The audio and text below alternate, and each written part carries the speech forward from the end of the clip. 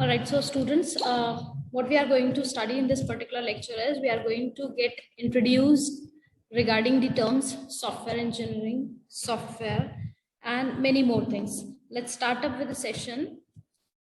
Now, see, in this particular lecture, what are our objectives that we are going to follow up and we are going to learn is, first of all, we are going to understand what a software is. I know you all must be aware about this particular term. What is a software? What are the features of software that makes it different from other products? Then we are going to study about what is software engineering. I'm going to introduce you regarding the term software engineering, and I'm going to tell you about the importance of software engineering. That means why we need to study this particular subject, the very important question that comes in our mind, right? And we are going to introduce all the professional and ethical issues which are concerned regarding the software engineers. Now, starting up with this term, the first thing that we are going to study is what is a software, right? So basically, when we define the term software, we define it as, you must have all heard about it, that it's a set of programs. It is a set of programs that is performing a specific task is a software, right? But when we talk about it in detail, the software is defined as, when we define the particular software in the professional terms, a software is a professional build, right? A software is a professional build that supports for the long-term work, right? It is going to function for a long term, and this is built professionally. Now, what three things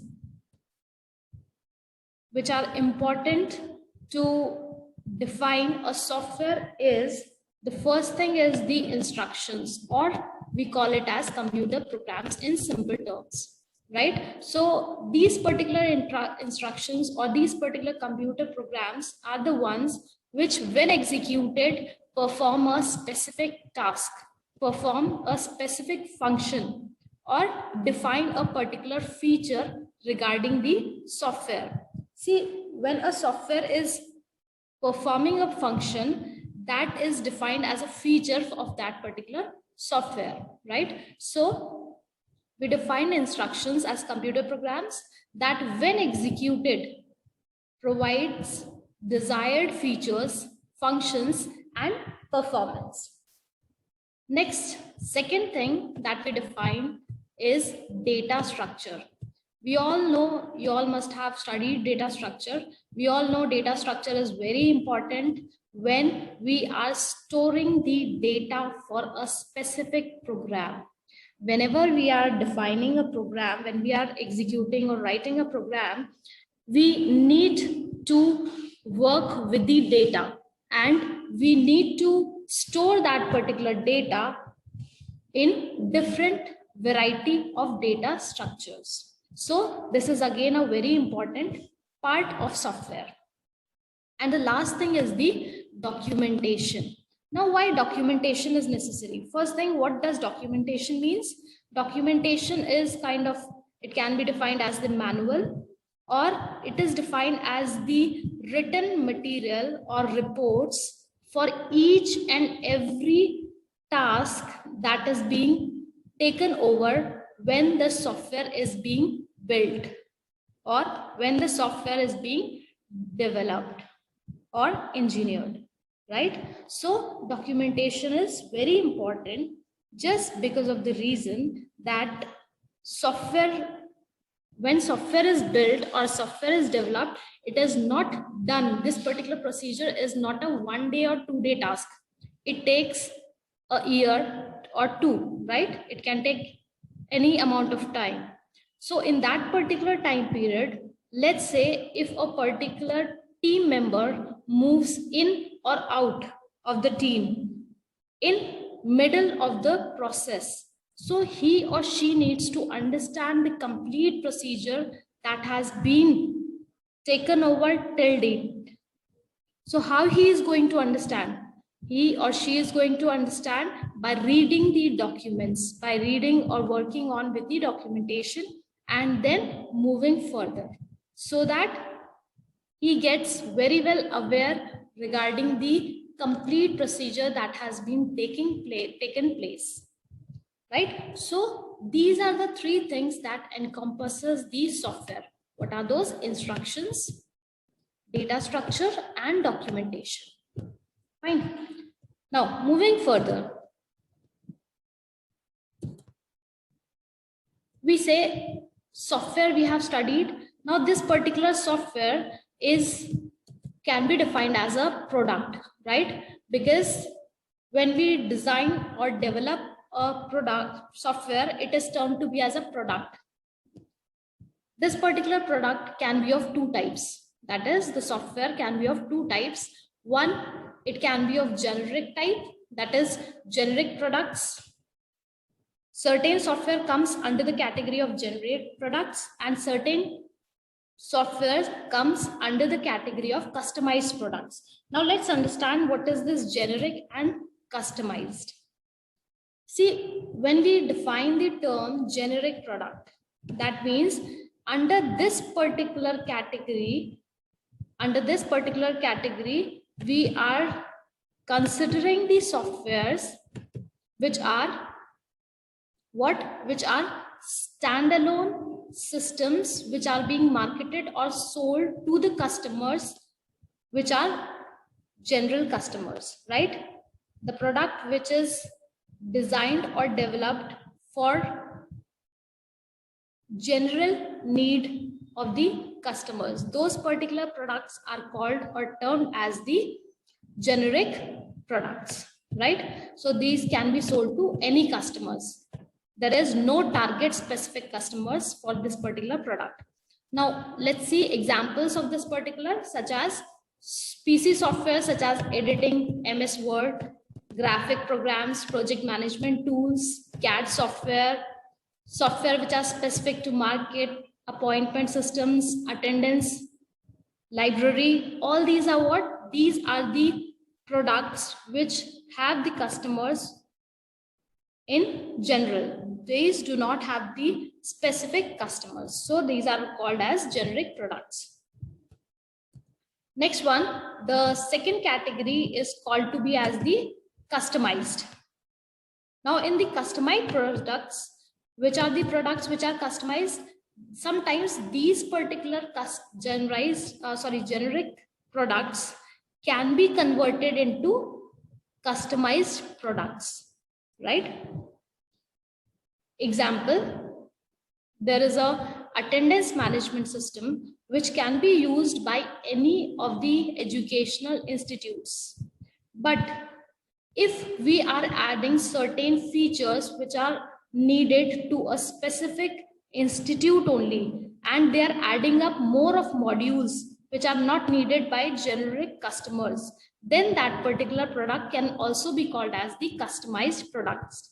That means this particular product is focused to specific customers, not for all, right? This particular software is going to meet the need of specific customer only. Example we have taken, such as embedded control systems, air traffic control software, traffic monitoring, etc., etc. And one more example I have given you regarding if a generic product is converted into a customized product, right? Now, next thing is software cost. Very important part when we talk about the software. You must have heard that many softwares in today's world are failing. Now, why these particular softwares are failing?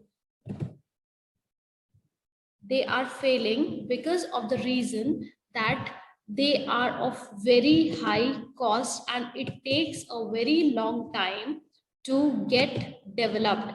And at the end, when it gets developed, it is not promising all the functions which are needed by the customer. So software cost is again a very important part when we talk about the software. Now we see that hardware cost is much lesser than the software cost. That means the software cost dominates the system cost, right? Now, in this particular software cost,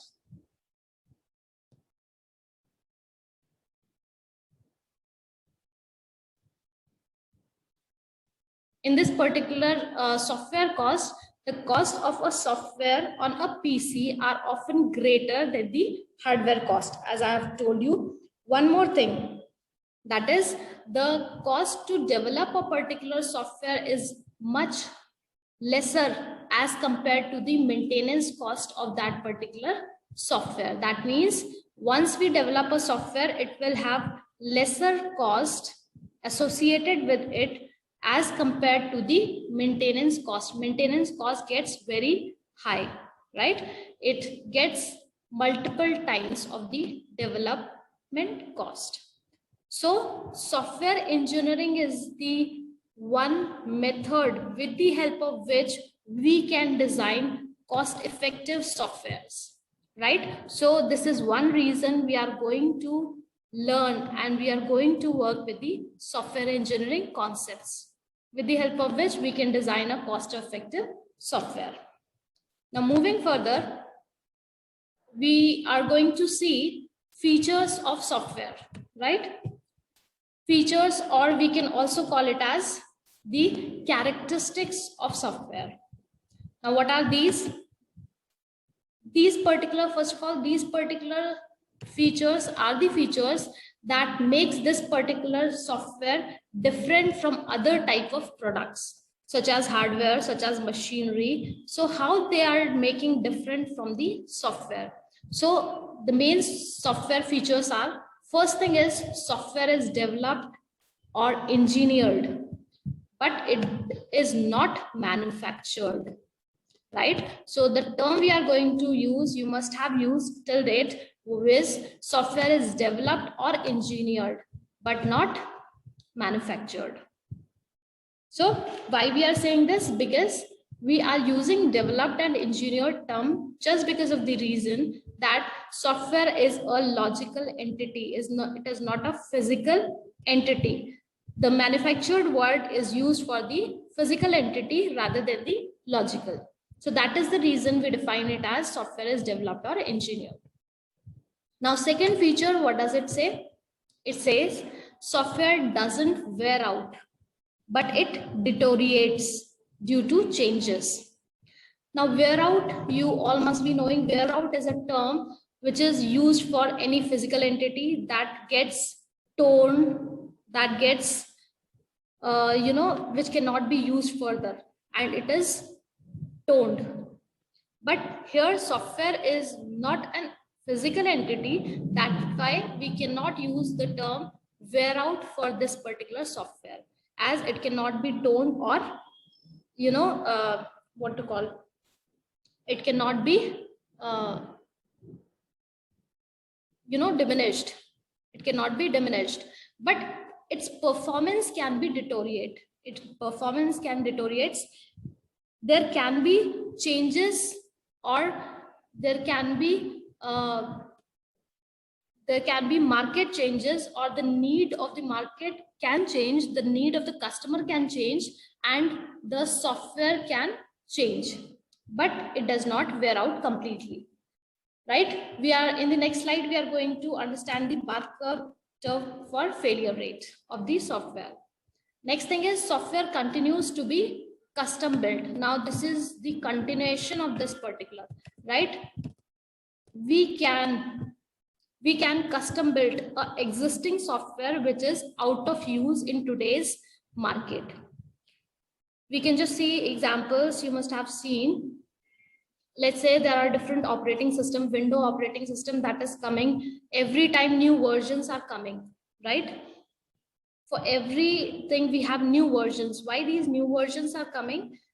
The existing versions are getting outdated and the need of the customer is changing in today's world. So new features or new functions are added to the existing software and it gets evolved and it comes back to the market again.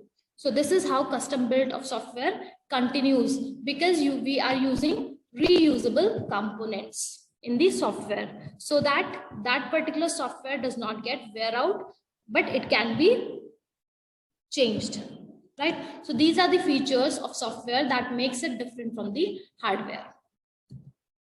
So this is the curve that can be defined for the wear out curve of the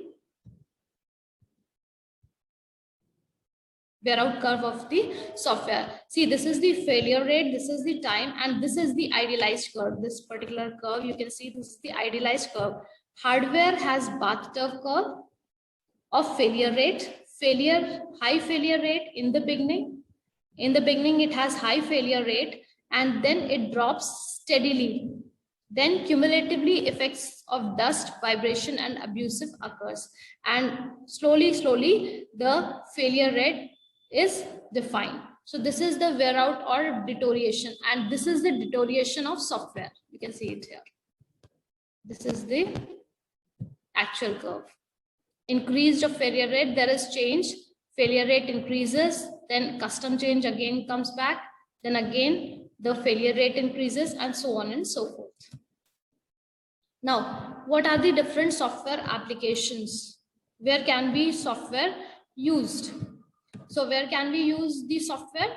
We can use the software in different categories. First one is system software. System softwares are, you all know, these are such as compilers, the editors, file management utilities, which are related to the system. Then we can have the next category as application software. These are the standalone programs which are designed to meet these specific needs.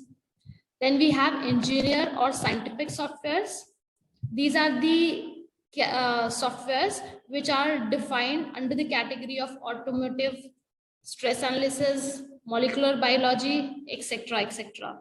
Then we have fourth type, that is embedded software, and it can be defined as microwave oven, keypad control, and digital function of dashboard display in a car. These are the systems or softwares which reside in a particular software, in a particular product, right? That is why they are called as embedded. Next one, we have the product line softwares. Now, what are these product line softwares? Product line softwares are the softwares that focuses on limited marketplace. Example, word processor, graphics, database, etc., etc. Next, we have web apps. We all are aware of web apps. Today's world is completely filled with web applications. We have next is AI. AI is artificial intelligence softwares. These are related to robotics, expert systems, pattern recognition in gameplay, or we can have biometric, etc., etc. Now come to software engineering. Now, what is software engineering? We have seen what is software, what are the features of software. Now, what is the software engineering? Software engineering is the science, we can say, which defines certain engineering principles so that we can develop an economic software that is reliable and efficient to work on real machines. In simple words, we can define that software engineering has certain principles which are being defined, and why these are defined, so that we can develop a software that is of effective cost and which is reliable to the customers and can work according to the customer needs, right? So software engineering is an engineering discipline which is concerned with all aspects of software production. That means whatever from the particular idea that comes to the mind to design a software or develop a software till the software is released in the market.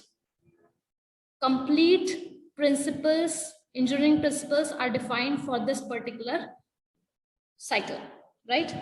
Software engineers should adapt. Now, what software engineers should do? They should adapt a systematic, organized approach to work and use appropriate tools and techniques depending on the problem to be solved. the development constraints and resources available.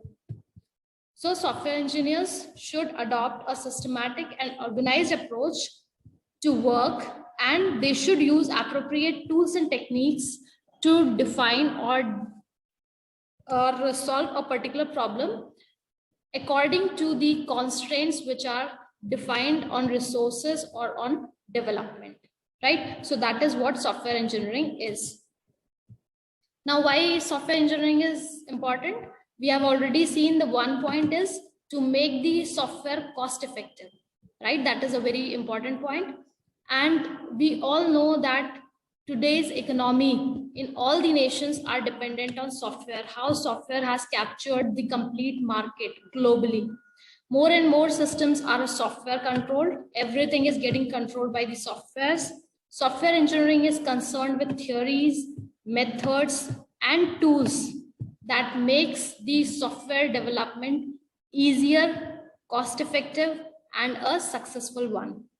And lastly, the software engineering expenditure represents a significant fraction of GNP in all developed countries. So this is the reason why we need to include the software engineering principles in the development process of the software, right? So that's all for this lecture. Thank you very much.